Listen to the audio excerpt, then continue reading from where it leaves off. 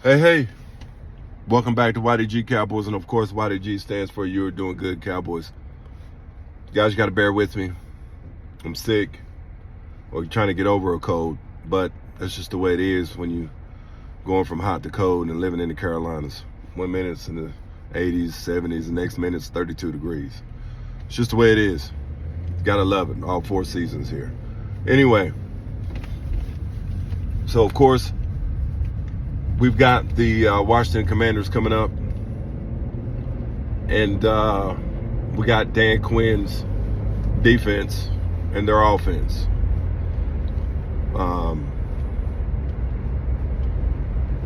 Of course, you know we're gonna be a little shorthanded. I don't know if Deron Bland is playing, and I don't know if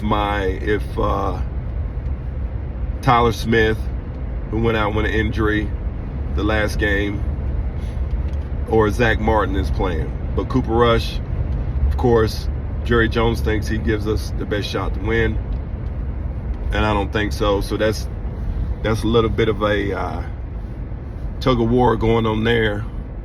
And I think the reason why he's keeping Cooper Rush in is because of the tankathon that we're on.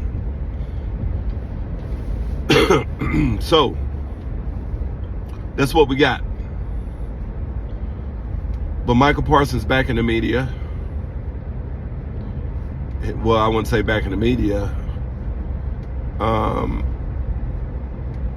He was doing an interview, or I can't remember where it was, if it was on his podcast, if he was doing an interview, that he still continues to stay in touch with Dan Quinn. They text just about every other day or every day.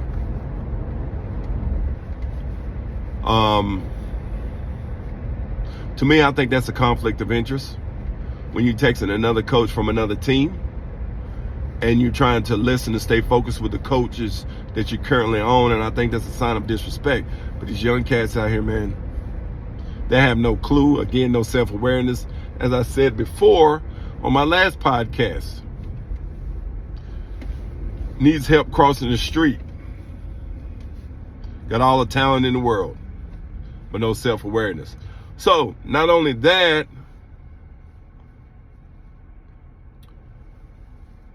they text about him getting into games, that Dan Quinn is going to help him get some of his family members into the Washington game, and so forth.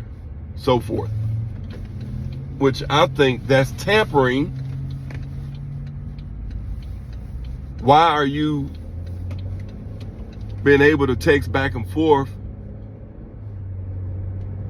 with another team player? I don't know how that works. And I don't even know how. I don't think he should be able to do that. You can tell with these day and age of players, they are more sensitive. They're not like hard-nosed players of the 90s. With except for one, Dez Bryant would never be like that. So I have to give it to Dez and DeMarcus Ware.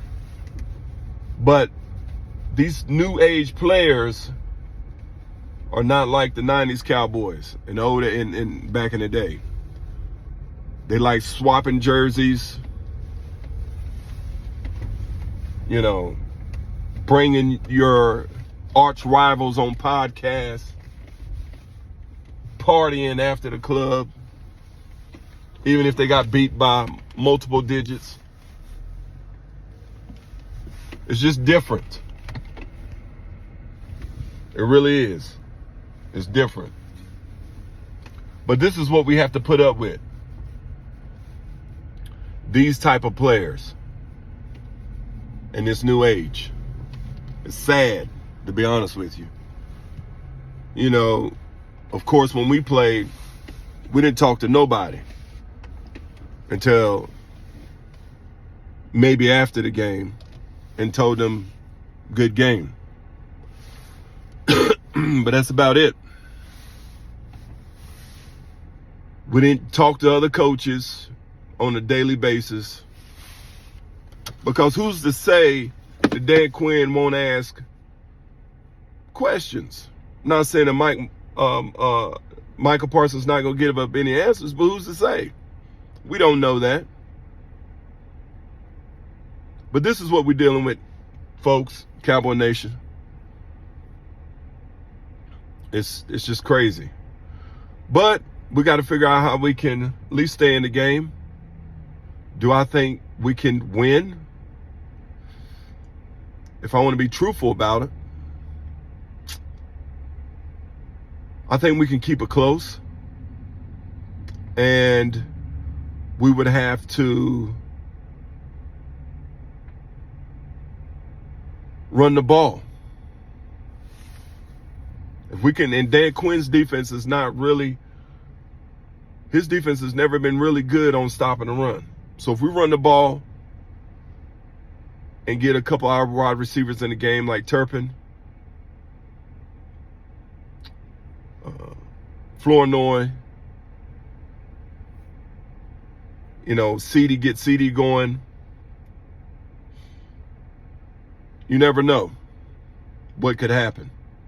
But I doubt it. Do I want us to win? I'm getting close to that tankathon, to be honest with you. I'm getting close to it. So, Cowboy Nation, I'm not going to be on here long. Like I said, I'm trying to get over cold, and it's hard to continue to talk when you want to cough. All right, y'all stay safe, be safe, and wash your damn hands. Peace.